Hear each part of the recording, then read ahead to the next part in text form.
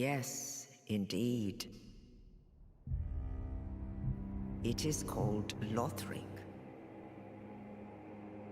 where the transitory lands of the Lords of Cinder converge.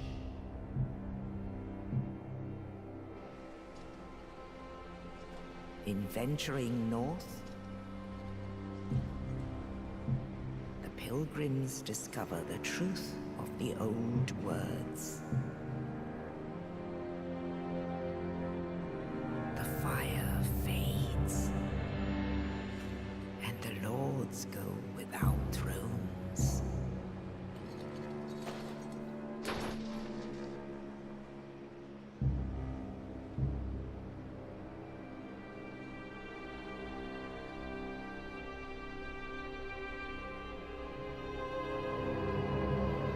When the link of fire is threatened, the bell tolls, unearthing the old lords of Cinder from their graves.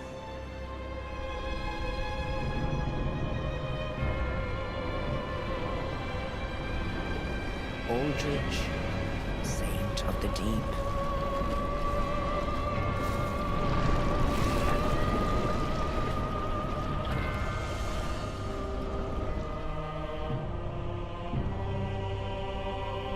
Farron's undead legion, the Abyss Watchers.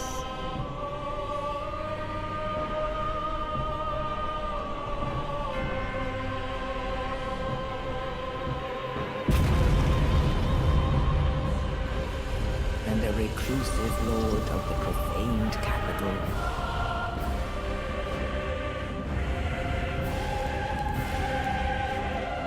Yom the Giant.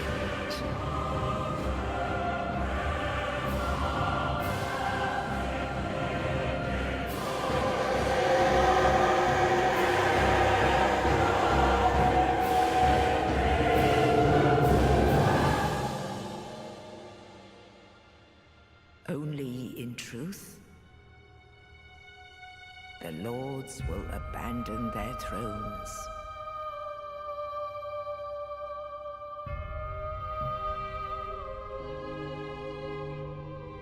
And the unkindled will rise.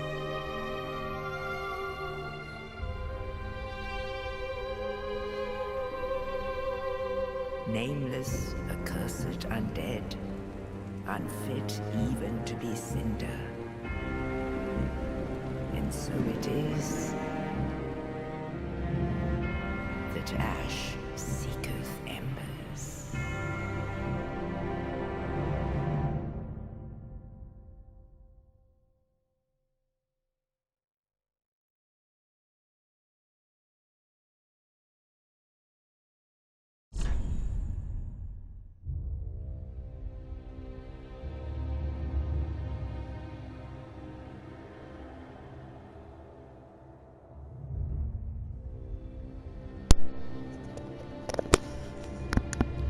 Hello everyone, my name is the True Xenoheart, and today we're going to be playing some Dark Souls 3. Decided to do a full Let's Play of this game, whenever I have the time to actually, Let's Play it, get more into it. We're making a character, Xeno, who's a male, who's young, this is the basic character model. Always being at level 1. So that's nice.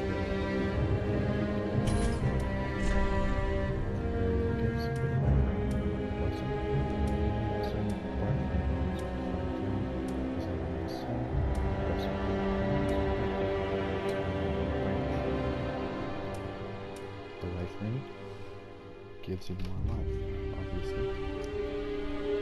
Just as long as you wear it, the effect will go away once you take off the ring. The Divine Blessing. It cures you all the way back to full health and gets rid of all ailments. The Hidden Blessing restores your magic power back to full. Black Fire Bombs are powerful, throwable items that can be used. Fire Gem is is able to be infused at the blacksmith with any weapon to make it fire enhanced. The Siren's soul gives a lot of souls as a payoff. The rusted gold coin increases item discovery. Not exactly one I'd recommend for right now. Correct red eye orbs. If you want to start your invading immediately, start off with this. It's only one use, but you'll find a way. And the young white branch transform into anything that only wants in the environment. This also has passive bonuses that we'll be getting into later on. So, let's start off with this. I'll come back whenever I do. Alright, this is the final creation. This is the character that I imagine, my character looks like, so why not finally get this journey started?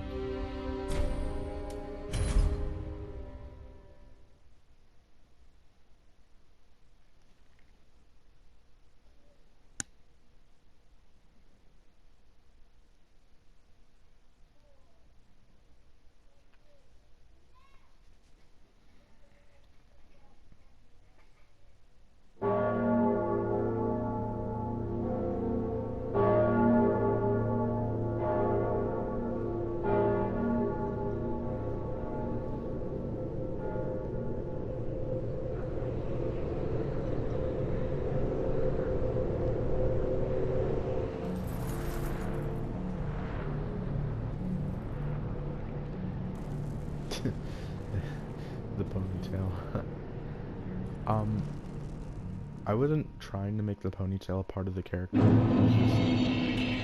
hairstyle came with the ponytail, so I kind of had to deal with it. But we're starting off right now. These messages basically tell you the tutorial. Right stick moves around the camera, as it says.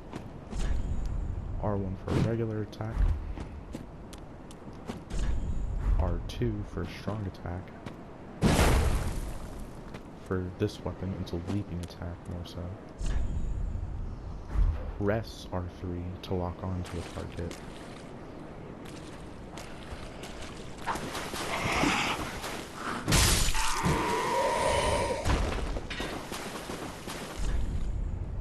Press circle to backstep. Press circle while holding the direction in the left stick to the left. Moving while holding circle lets you dash. And this will lead us to a fertile, the soul of a desert corpse. We'll read the item descriptions once we get to Fire and Shrine.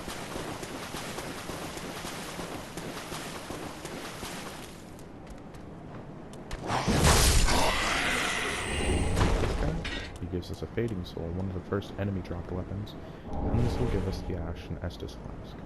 Now, I'm going to move around some items a bit, and put the Ash and Estus Flask in my second slot. Always keep those in some of your closest slots. L1 to guard, I kind of already previewed that earlier.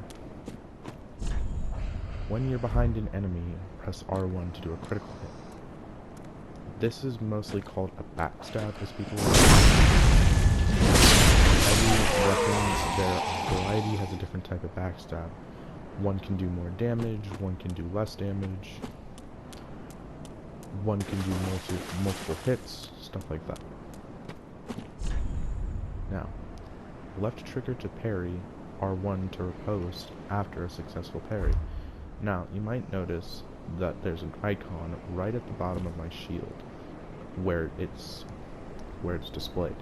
This is actually a shield bash shield and not a parry shield, meaning that we can't learn how to parry just yet.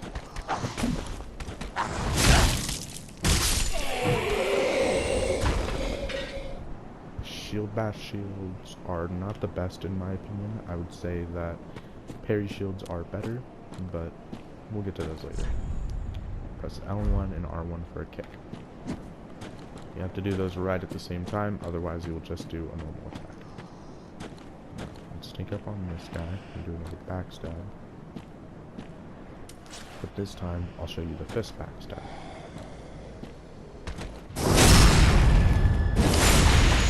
Not exactly the strongest, but it helps that we're almost never gonna... it helps if you decide to use weapons that are basically fist weapons. Press square to use an item. I haven't lost any health except for MP, so it's kind of pointless to do so.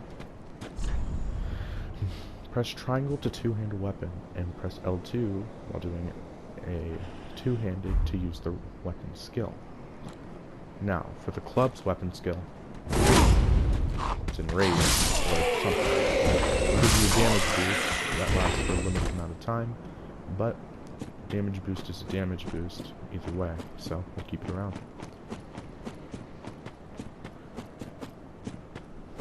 You don't lose any stats to this, you don't become more frail, you basically just have a weapon. You just basically have weapon damage, as you can see in the top left corner.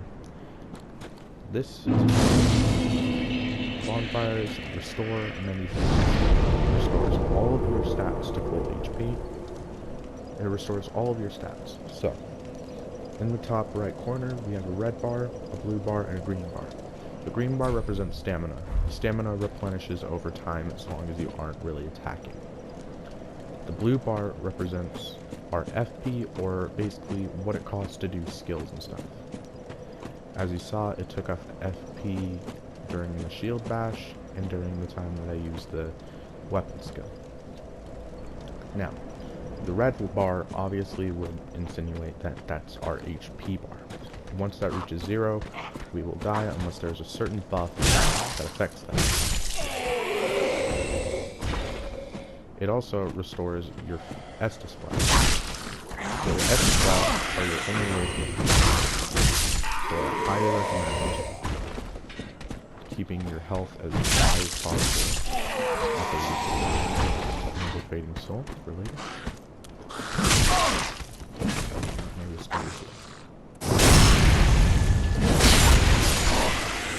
The Estus Flask, since I'm now at a low enough health, I can actually show off what this does.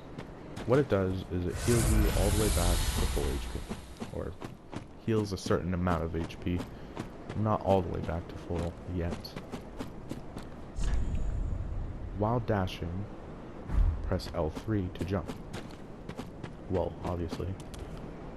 And this will lead us to our next pickup opponent, a Titanite Shard. These are going to be more common, and I'll explain what these do when we get to the blacksmith. R1 while falling to do a plunging attack. Pretty self-explanatory. Another bow. The thing about Dark Souls is that it heavily, boosts your options for exploring. You're heavily rewarded, but at a cost. So you see down there, there's two guys down there, and there's an item they're guarding. So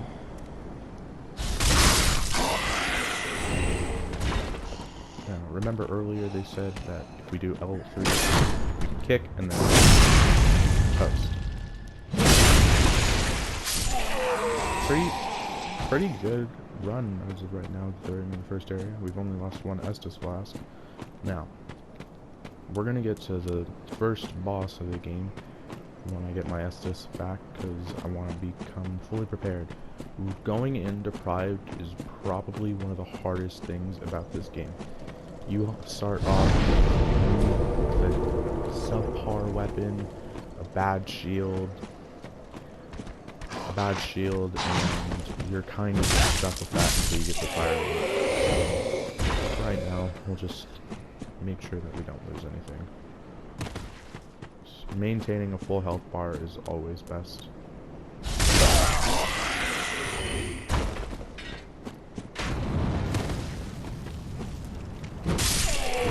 Oh, and I probably should have shown what those guys were guarding. They were actually guarding some fire bombs, which are going to be very helpful for the next boss, so after picking those up, I highly recommend equipping them and then getting ready for them. Move the sword. I don't see why we shouldn't. Now would be a good time to buff if you have anything that you can buff with. And taking a free attack first. Meet Index Devil's first boss fight of the entire game. With deprived, you have a lower health bar, so you only really get some basic attacks, attack like that. That attack, which is honestly pretty devastating if you actually get attacked by it, but you know something. Now it's basically, this is why I highly recommend firebombs. Firebombs are super effective.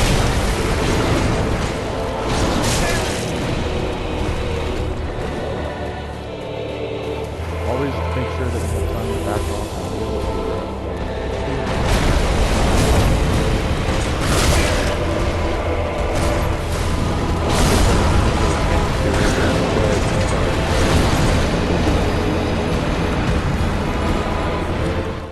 He's a very dangerous boss for starting off with as a deprived. He's really hard. Some people are really experienced at this game and they can beat him with their fists, which is a horrible option. Never do that if you're just playing this game casually. But yeah, the boss is easy once you can get his patterns down. The only thing that's hard about him is the second phase. So the walk back is simple. However, since we lost our chance, we've already done it, we can no longer get the free damage off for the first few hits. Makes the game pretty tough, actually, now. Which makes this fight a little bit tougher. Not all too much, but there's another mechanic to explain now. See that orb, that green orb that's right there? Those are our souls. Every time you die in this game,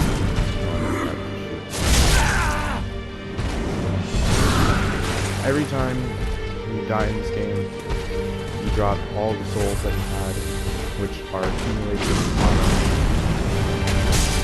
the bottom right. All those souls are used for a lot of things. Mostly, they're supposed to be the main purpose of it. Really does take using a lot of souls on the whole time is a good idea, but it's also dangerous. Most of the time, typically very good items that give you, which is what makes it kind of a risky percentage.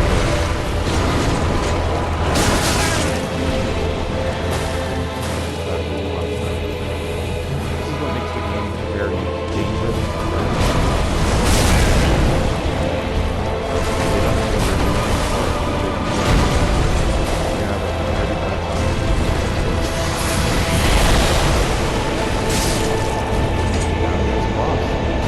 Like I said, kind of simple. It makes it very simple. And now we're gonna have a new mechanic, Ember Restored.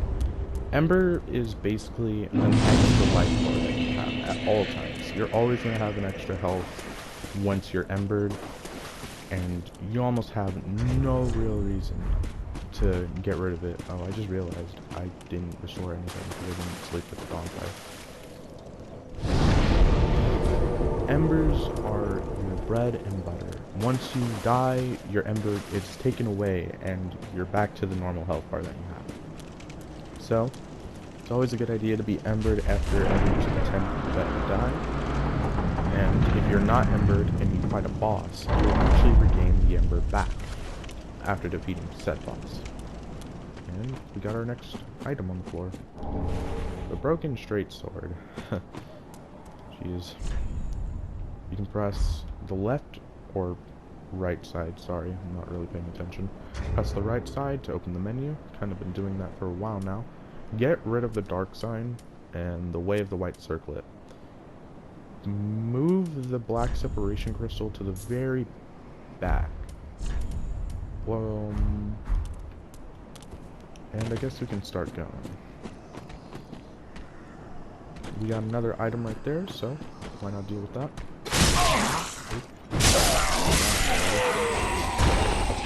Yeah, that guy has a spear, which honestly makes him a lot more dangerous than most of the enemies in this area.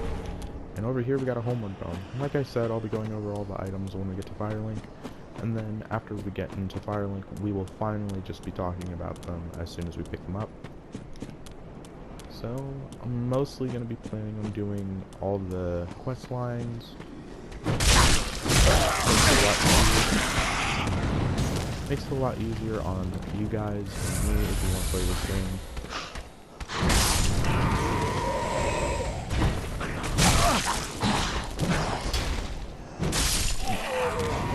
So we'll just keep going through.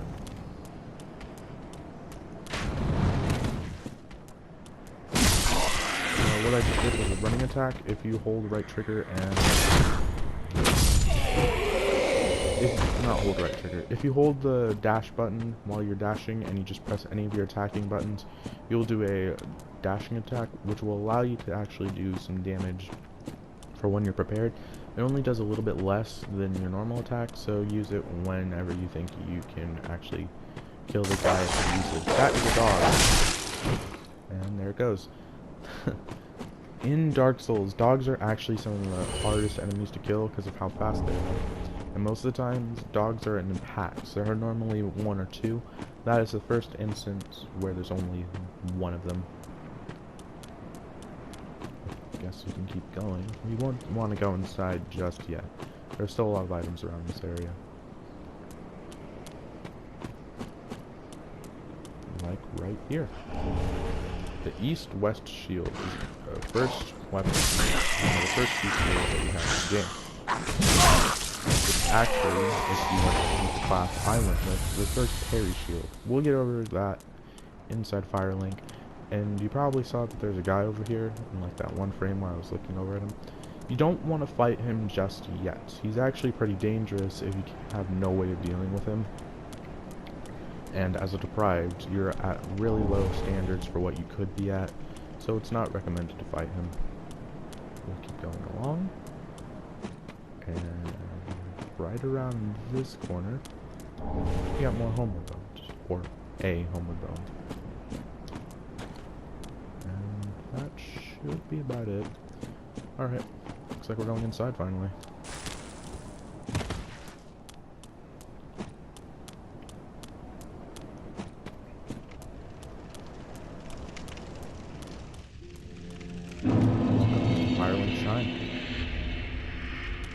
We'll go down here, and how about we just start from where I left off. Let's begin with the weapon. Let's begin with all the stories of these items, so you guys know how to use them.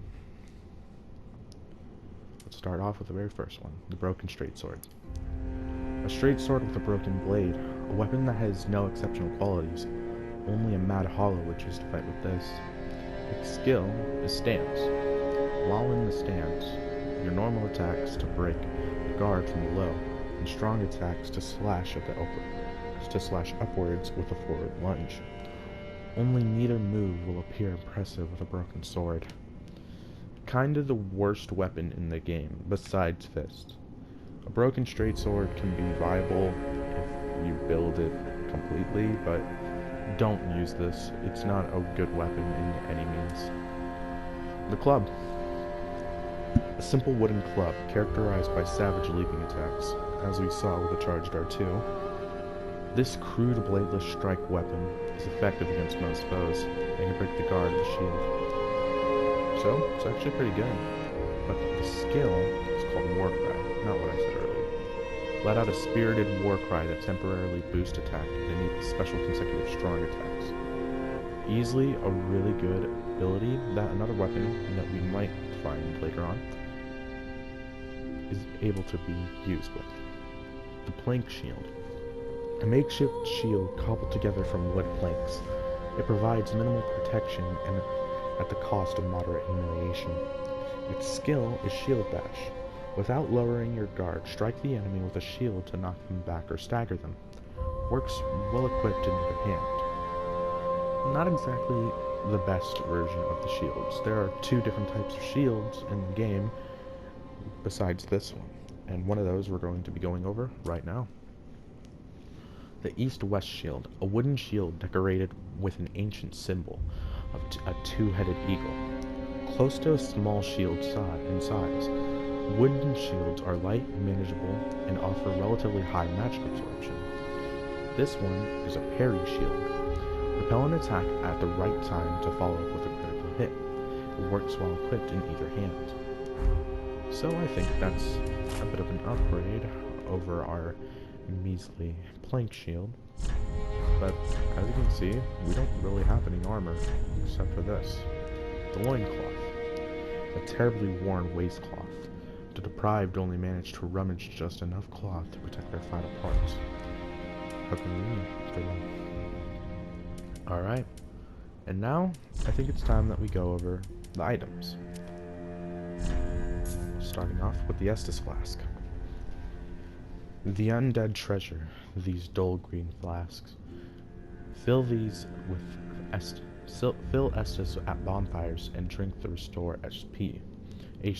I can't talk today. HP. The journey of an undead has always traced the bonfires, and no journey of import has been made without an Estus Flask. Now, we'll get over what is contained within these later. The Ashen Estus Flask. Undead treasure these dull ashen flasks. Fill the Estus at bonfires and drink to restore FP. Quite befitting of an unkindled, an ashen Estus Flask turns a bonfire's heat full. The Ember. No one kindled can ever truly claim the embers that burn within a champion's bosom, which is precisely what makes their yearning for warmth so keen. Gain the strength of flame and increase to max HP until death. With the strength of fire, the summoning signs and unkindling become visible. The seekers of embers can be summoned to join in cooperation. But beware. The embers may also attract invaders. That is a mechanic we'll be going over later. The Young White Branch. Branch of a white birch received from somebody. Apparently, this was once a token of friendship.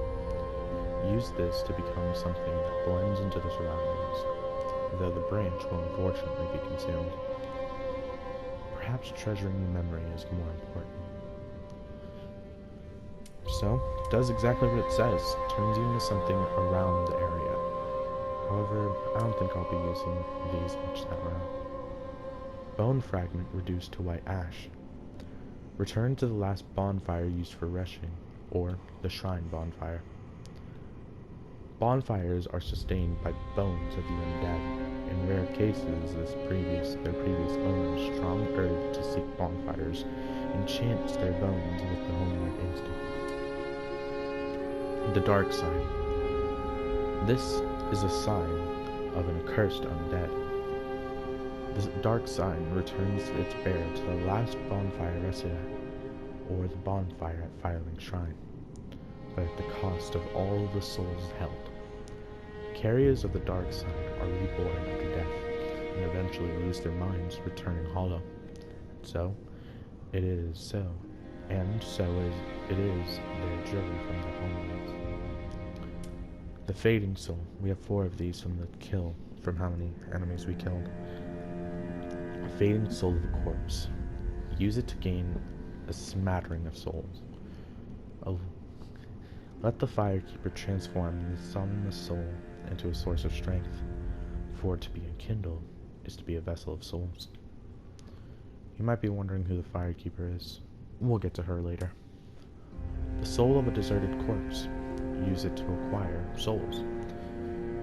Let the Firekeeper transform. Well, this is the same thing. We will skip that. The Black Separation Crystal. A charm of farewell granted to banished undead. The crystal sends phantoms back to their homes, or you back to yours. Beware of fickle use of this item, if you intend to nurture relations. The Way of White Circlets, the only online item that we have of right now. Restore the connection to other worlds. Those who engage in unjust deeds when in contact with other worlds will lose their connection to them. The Way of White Circlets assume such sin as their own, but are found few and far between. Acting without honor will never be without risk.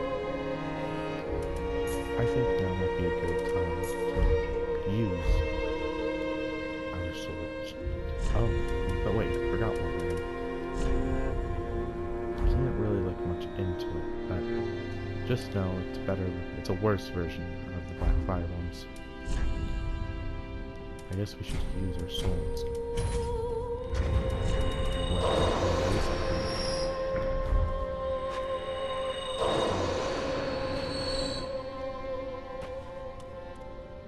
Welcome to the bonfire, Unkindled One.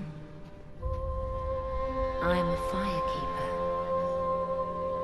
I tend to the flame, and tend to thee. The lords have left their thrones, and must be delivered to them. To this end, I am at thy side. What she means by that is that the souls of the Lords of Cinder have all left their thrones. All but one. Here, you can level up your stats. Very well. Then touch the darkness within me. Take nourishment from these sovereignless souls. You can upgrade any stat at all. The level cap is 99. You can upgrade Vigor, which is your health. That also boosts damage. That also boosts resistances, like physical and magic, and all the effects of Bleed, Poison, Frost, and Curse. We'll go over those later. Attunement increases your magic or your FP.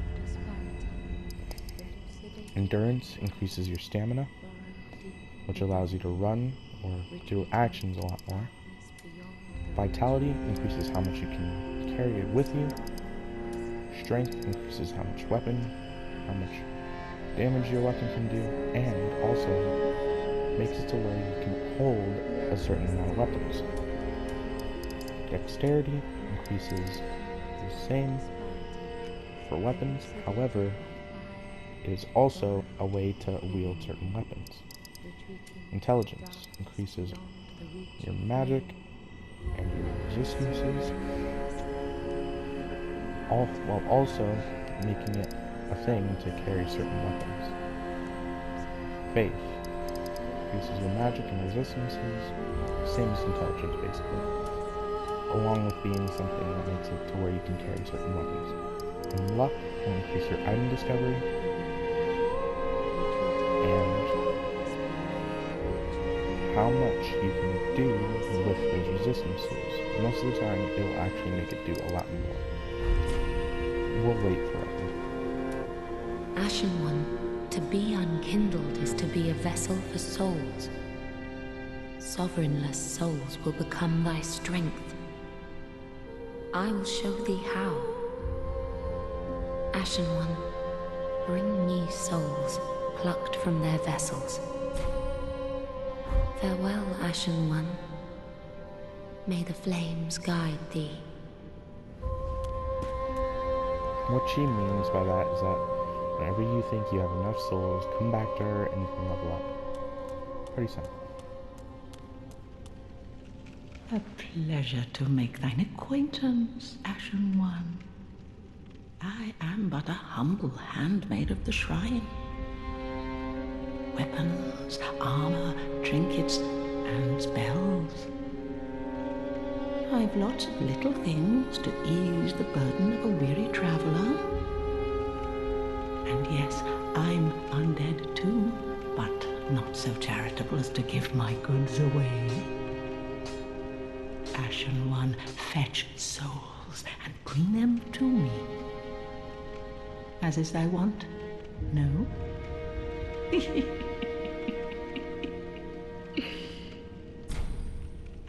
This lady is a shop. Buying things from her will give you new gear, pretty much anything basic. But for right now, we're going to be buying a full set of chain armor, the leather gauntlets, a short sword,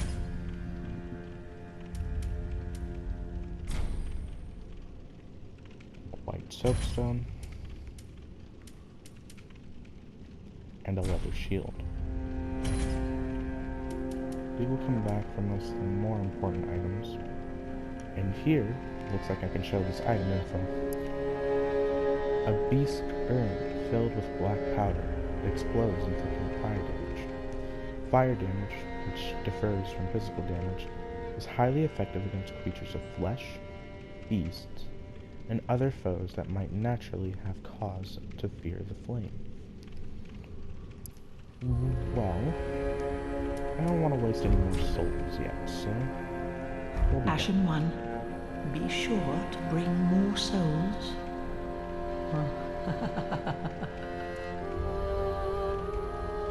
And that's about it. But I guess we can go over the new armor and weapon that we just bought. The short sword. A small straight sword, excelling in thrusting attacks. The short sword is a light and easily wielded straight sword due to the minimal attribute requirements. Its same skill as the one of the broken straight sword, so we won't go over it. However, the leather shield, an orthodox round small shield covered with leather. Small shields offer little damage absorption or stability, but their lightweight makes it easily ideal instruments for parrying. We will use this one for right now, as we won't be dealing with any magic weapons. But we did just get new stuff. The chain set. A chainmail helm of thin interlinking rings of steel. Popular due to its ease of crafting, respectable damage absorption, and light weight. Knights may favor imposing armor, but for warriors on the battlefield, that which keeps them alive is armor enough. Chainmail armor of thin interlinking rings of steel. The same thing as the helmet. Leather gauntlets. Gloves made of soft leather, a common form of protection.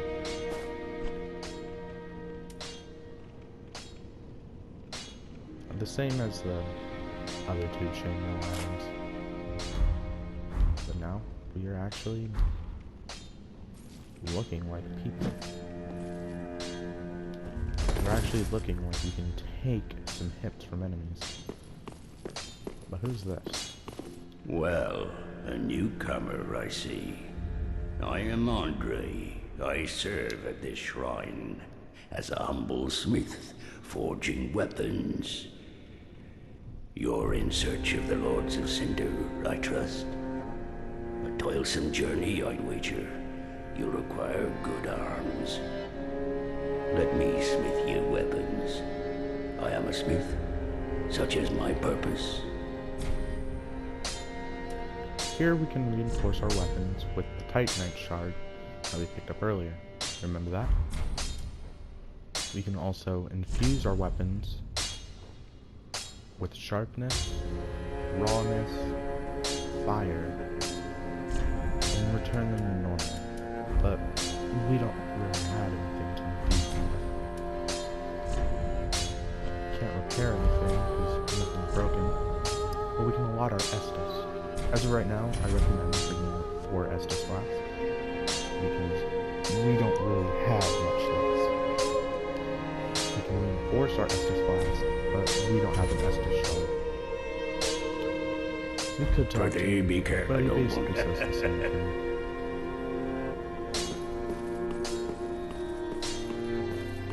Now, there were 2 people that we kind of skipped over as soon as we came in, didn't we? This one is. Ah, another one roused from the sleep of death. Well, you're not alone. We unkindled are worthless. Can't even die right. Gives me conniptions. And they'd have us seek the Lords of Cinder and return them to their moulding thrones. But we're talking true legends, with the metal to link the fire. We're not fit to lick their boots. Don't you think?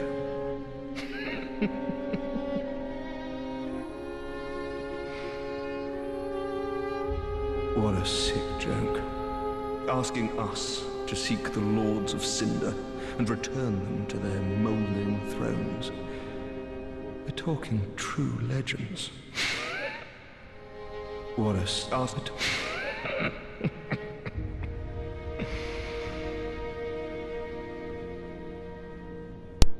Thought he said more there, actually.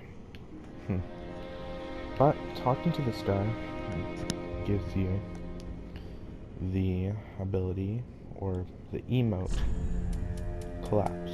Emotes are held right here. All you have to do is press the right side of that one button, or you can open the menu with, and you can use that.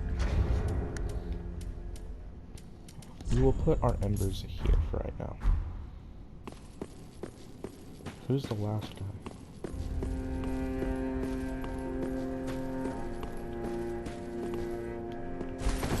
I missed.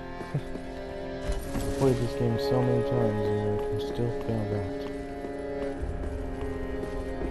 I did it again.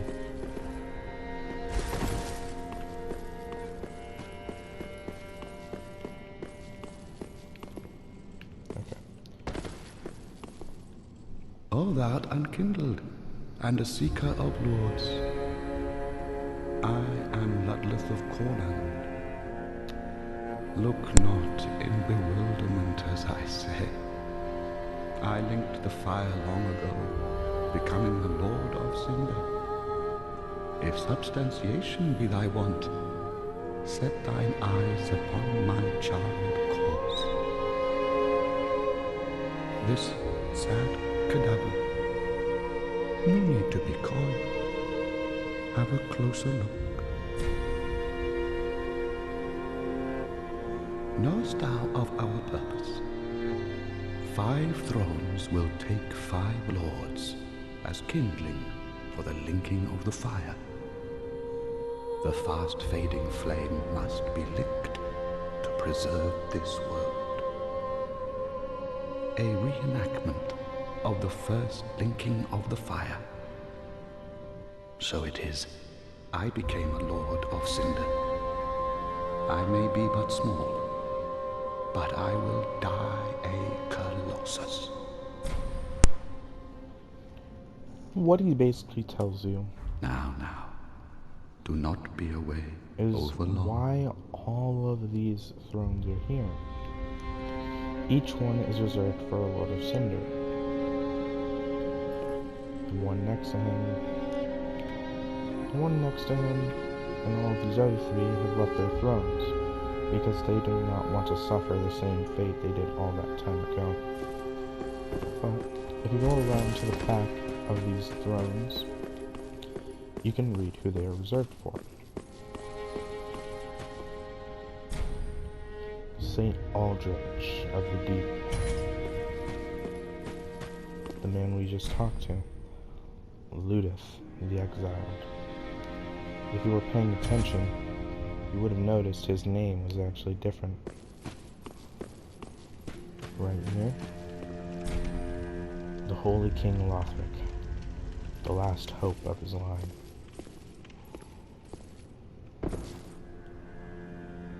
Interesting. The last hope has fled. The Watchers of the Abyss.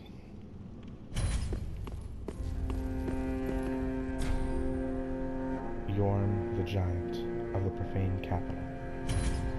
So, it appears that the Lord of Cinder cannot only be, isn't restricted to being only one person. The Abyss Watchers, or the Watchers of the Abyss, clearly know more.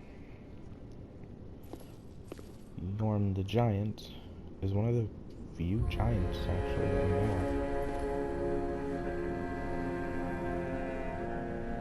Well, I don't have much else to do. I might as well move on.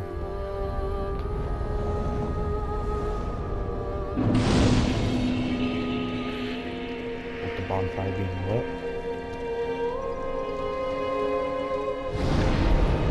we have a way of traveling to the high wall of Lothric.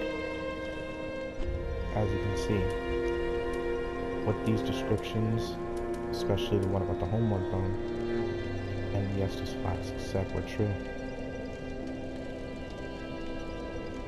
All you need is to make sure that the fire is linked, and you can go back to it at any time. We have the ability to attune a spell. We don't have any. Organize our storage box. Store items in there for later if we want to. Burn the undead bone shard. We don't have any of those yet, but we'll get to them later. However, there's still one area I didn't fully mention yet. Going up this way leads you to a courtyard, or an opening of sorts. A seed of a giant tree is yet to fall. Once the seed has fallen, we'll talk about what it does later. It's locked. Well, I can't really do anything with that. There's the soul of a deserted corpse, a ladder that isn't kicked down, and a tree. Now, there's a little exploit you can do here, which I'm only going to try doing like 3 times. If you angle yourself perfectly, you run up the tree and you jump, you can actually get on top of it and get some high-powered items early on. Try 3 times. If I can actually get on the tree.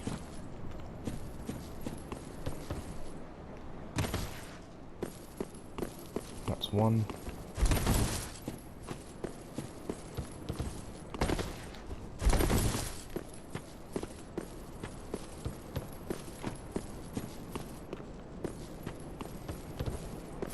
That's 2. That's 3. If you are experienced enough, I've done this a few times, so I can, and it still hasn't been fixed. You can actually jump up here with the right angle and actually do something that gets you a good set of armor and all that other stuff. But for right now, it doesn't seem like we can do it. So, I see nothing better to do than move on.